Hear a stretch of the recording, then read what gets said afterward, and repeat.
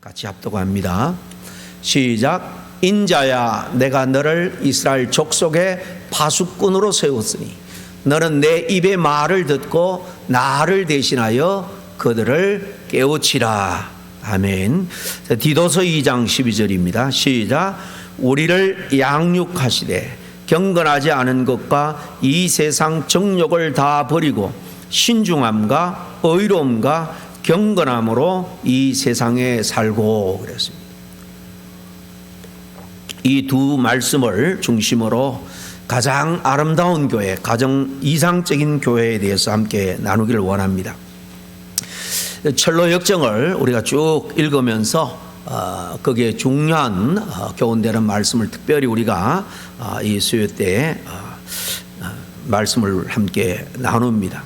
이 주인공 크리스천이 드디어 우여곡절을 겪은 끝에 고난의 산에 정상에 오르게 되죠. 그리고 거기에 예비된 크고 웅장한 아름다운 집, 또 팰리스라고 번역한 것도 있으니까 아름다운 궁전에 도착을 합니다. 이 철로역정에 나오는 이 아름다운 집, 아름다운 궁정은 바로 신앙 여정을 우리가 걸어가는 우리 성도들, 순례자들에게 바로 안식처가 되고 위로가 되고 또 진리의 말씀을 가르쳐주는 곳이 되고 영적으로 돌봄을 받도록 제공된 그런 장소로서 바로 오늘날 교회를 의미한다라고 볼 수 있습니다. 거기 입구에서부터 문지기인 경계가 나타나서 그를 인도하는데요. 이 아름다운 집을 소개하면서 이 집은 나의 집이자 당신의 집이다 그렇게 했고, 또 그곳에 살고 있었던 신중이라는 아가씨, 신중이라는 이 자매가 또 이 집은 천국 도시의 왕께서 순례자들이 여행할 때 쉴 수 있도록 지으신 그런 귀한 처소다라고 말을 합니다. 그리고 이 신중이라는 이 자매뿐만 아니라 분별, 그리고 경건, 자애라는 자매들을 또 그가 불러서 같이 그간에 여기까지 오는 그 여정 가운데 겪은 여러 가지 사건들을 함께 그곳에서 오랫동안 머물면서 뭐 한 이틀 정도 됩니다만은 다른 것은 다 지나가지만은 여기 이렇게 한 이틀 이상 머물면서 깊이 대화를 나누면서 지나온 길들을 회고하는 그런 모습들을 볼 수 있습니다. 디모데전서 3장 15절에 보면 바울은 디모데에게 교회를 가리켜서 뭐라고 말합니까? 같이 읽을게요. 시작. 이 집은 살아계신 하나님의 교회요 진리의 기둥과 터니라 그랬죠. 그리고 우리가 읽고 있는 이 철로 역정에서는 아름다운 그런 궁전으로 나오는데, 그러면 하나님이 보실 때에 가장 아름다운 이 궁전과 같은 이 교회, 가장 이상적인 이 교회는 과연 어떤 교회이겠느냐 하는 것입니다. 첫째로 가장 이상적이고 아름다운 교회는 바로 교회의 목자가 파수꾼처럼 깨어있는 교회다라고 말할 수 있습니다. 첫째는 저나 우리 정 목사님 같은 목회자에게 해당 1차적으로 해당되지만은 꼭 그런 것만은 아니에요. 철로 역정에서 나오는 이 문지기, 그 이름이 경계죠. 경계라는 사람은 파수꾼처럼 항상 깨어 있었기에 크리스천이 두 마리의 사자가 양쪽에 버티고 있는 그 좁은 길을 지나야 되는데 두려워서 어찌할 바를 모를 때 저 멀리서 두려워하는 모습을 보고 그 사자를 두려워하지 말라, 겁내지 말라, 그는 보이지 않지만은 아주 든든한 쇠사슬에 매였기 때문에 그 좁은 길 안으로 들어올 수 없다는 거예요. 그래서 용기를 내서 지나오라 라고 이 크리스찬을 위기 때에 도와줄 수가 있었죠. 여기 경계는 교회의 목회자를 의미한다고 할 수 있는데, 그 교회의 목회자가 깨어있으면 영혼들을 엄부의 권세로부터 지켜낼 수가 있는 거죠. 오늘 이 첫 번째 본문에 보면 하나님께서 에스겔을 당시 이스라엘 백성들에게 파수꾼으로 세웠다라고 말하죠. 인자야, 내가 너를 이스라엘 족속의 파수꾼으로 세웠으니 너는 내 입의 말을 듣고 나를 대신해서 그들을 깨우치라 그러잖아요. 교회 목회자는 주님의 음성을 듣고 주님을 대신해서 양떼를 깨우치고 경고하라고 하나님께서 파수꾼으로 세운 자들입니다. 여러분, 그러면 파수꾼의 가장 중요한 사명이 뭡니까? 파수꾼은요, 위험을 알리는 것이죠. 위험을 미리 감지하고 나팔을 불어야 될 사명이 있는 것입니다. 바로 주로 목회자가 부는 나팔은 바로 설교를 통해서 하나님께서 우리에게 경계하고 또 경고하는 그런 말씀을 통해서 우리는 들을 수가 있는 거죠. 여러분, 가정에도 남편이든 아내든 한 사람이라도 신앙적으로 깨어 있으면 그 가정을 신앙적으로 지켜낼 수가 있습니다. 원수 마귀가 가정을 무너뜨리고 달려들 때 날마다 영적으로 깨어 기도하는 그 한 사람으로 인해서 가정에 닥칠 큰 어려움을 미리 막아내고 방어할 수가 있는 거예요. 교회 목회자도 마찬가지입니다. 교회 목회자가 깨어 있으면 교회를 무너뜨리려고 매섭게 달려드는 음부의 권세를 물리칠 수가 있고, 그리고 교회 공동체를 하나님의 온전한 뜻대로 지켜나갈 수가 있는 것입니다. 그러나 이 파수꾼의 사명은 비단 목회자뿐만이 아니라 성도들에게도 있다는 거예요. 특별히 우리 교회 장로님들, 안수 집사님들, 권사님들, 모든 이 직분자들에게도 있는 거예요. 이 파수꾼이 잠들어 있으면 그 성 안에 있는 모든 사람의 생명이 위험에 빠지게 되죠. 그렇기 때문에 파수꾼은 위험을 알리고 잠든 사람들을 깨워서 위험에 벗어나도록 해 주어야 되는 겁니다. 그러면 우리는 흑암 가운데 깊은 잠을 자고 있는 죽어가는 영혼들을 흔들어 깨워서 우리 목회자뿐만 아니라 우리 모두가 정말 함께 이렇게 흔들어 깨워서 주님의 품으로 다 함께 인도함을 받을 수 있도록, 주님께 인도함을 받을 수 있도록 우리가 다 함께 그런 사명이 함께 우리 모두에게 있다는 겁니다. 또 둘째로 가장 아름답고 이상적인 교회는 양육을 잘 받은 이 성숙한 성도가 영적인 자녀를 또 낳고 돌보고 양육하는 교회라는 거예요.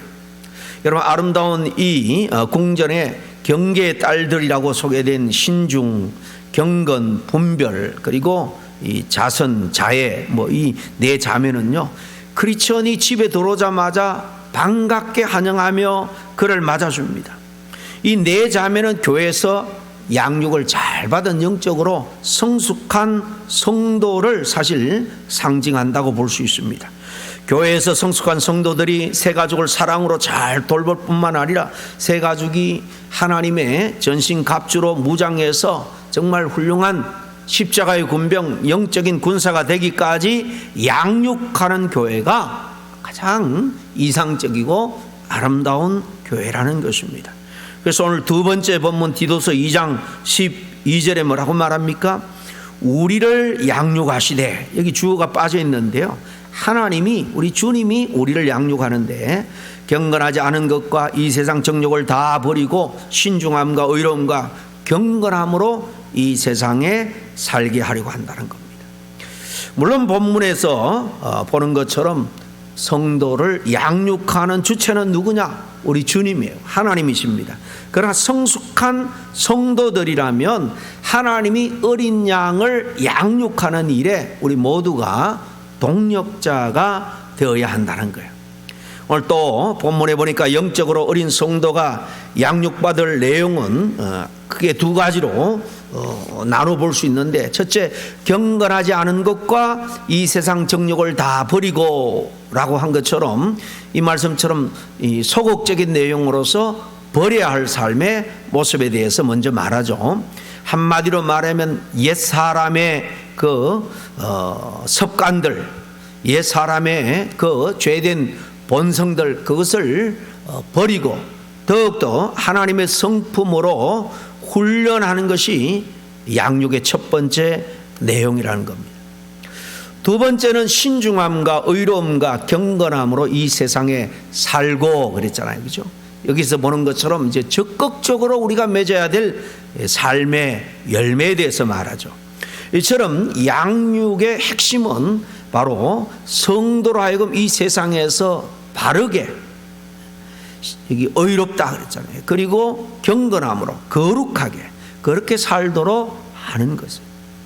이러한 성도를 양육하는 사명을 끝까지 충성스럽게 한 자들에게는 성경에 보니까 생명의 면류관을 주신다 그랬습니다. 양무리를 잘 돌본 자들에게는 영광의 면류관을 주신다라고 약속합니다. 뿐만 아니라 우리 주님께서 자신의 핏값으로 세우신 이 주님의 몸된 교회에 간절히 바라는 소망이 있습니다. 그것은 바로 우리에게, 또 우리가 전도에서 낳은 영적인 그 자녀들에게 다 천국을, 하나님 나라를 선물로 주기를 간절히 원하신다는 거예요. 하나님 나라는 주님이 다스리는 거룩한 나라입니다. 아무것도 부족함이 없는, 그리고 영원하면서도 온전한 나라, 우주보다 더 큰 하나님의 나라를 유업으로 물려주시려고 하는데, 그러려면 우리가 더욱더 전도를 통해서 하나님의 잃어버린 양들을, 그 영적인 자녀들을 우리가 많이 주님께로 인도해야 됩니다. 영적인 자녀를 낳는다라고도 표현하는데요, 그럴 때 우리 주님은 기뻐할 겁니다. 이렇게 그러면 우리가 영적인 자녀를 낳으려면 어떻게 해야 되느냐? 첫째, 우리가 영혼을 이렇게 전도하려면 제일 먼저 교회 공동체가 주님의 사랑으로, 사랑을 체험하고 뜨겁게 하나가 먼저 되어 있어야 됩니다. 그래서 주님과 사랑으로 연합해야지 그 사랑으로 함께 협력해서 영혼을 전도할 수 있고 또 영적인 자녀를 불려나갈 수 있는 것입니다. 사랑이 없는 교회, 아무리 몇 사람이 힘써서 전도에 데리고 와도 교회에 여러 가지 갈등이 있는 모습, 서로 미워하고 정죄하는 모습들을 바라볼 때 그 공동체 안에 누가 머물려고 하겠습니까? 무엇보다도 전도라는 것은요, 기술이 아니라 정말 사랑으로 그 영혼을 품고 정말 영원한 생명을 전해주는 일이라는 사실을 우린 꼭 기억해야 됩니다. 이렇게 전하는 일은 물론 개인적인 일일 수 있지만은 그 영혼이 교회에 정착을 하고 양육을 받아서 성숙한 하나님의 사람, 그 성도가 되는 것, 그래서 그도 또 다른 영혼을 전도하는 것은 교회 공동체 전체가 함께 힘을 합해야 가능한 일인 줄로 믿습니다. 어쨌든 우리 성도 한 사람이 그 안에 예수 생명이 살아 역사할 때에 또 다른 생명을 낳을 수 있다는 사실입니다. 다음으로 두 번째, 우리가 영혼을 주님께로 인도하고 전도하려면 여기에 해산하는 수고가 있어야 됩니다. 우리가 아기를 낳을 때 보면 10달 동안 엄마가 입덧을 하면서 고생하면서 뱃속에서 키운 다음에 출산하게 되는 것처럼 우리 마음의 전도 대상을 마음에 품고요, 그래서 전도 대상자를 우리 태신자 그렇게 표현하기도 하죠. 그를 우리는 정말 소중한, 우리 주변에 가장 귀한 존재, VIP로 생각하면서 기도하면서 해산의 수고를 해야 열매를 얻을 수 있는 겁니다.